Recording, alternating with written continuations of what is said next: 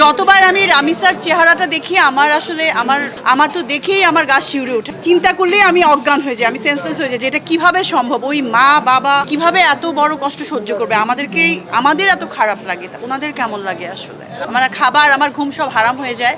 কি করব, জীবন তো চলতে হয়, কিন্তু এভাবে আসলে এটা কন্টিনিউ করতে দিলে এরপর আমাদের গায়ে আসবে। এটাও আমাদেরই সবার বাচ্চা আসলে।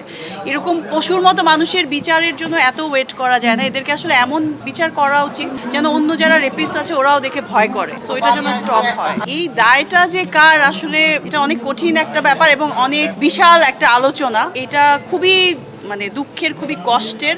এই কষ্টটা এত বড় যে এত অল্প সময়ে এই কষ্টটা নিয়ে কথা বলা যাবে না, এবং এই দায়টা আমাদের সবার, সামাজিক ব্যবস্থার, এটা সরকারের, এটা আমাদের প্রত্যেকটা মানুষের। ঠিক আছে, এত পশুর মতো আচরণ করে যারা করে তাদেরকে আমরাই তো সাপোর্ট দিচ্ছি, কেউ না কেউ সাপোর্ট দিচ্ছি। এটা কিভাবে সম্ভব, এবং এটা বাড়াচ্ছি।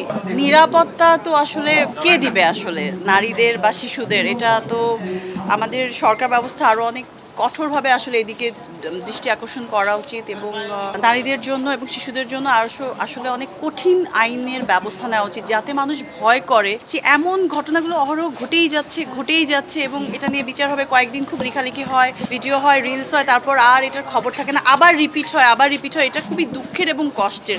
এরকম যদি হতে থাকে এই দেশ বসবাসযোগ্য আসলে থাকবে না।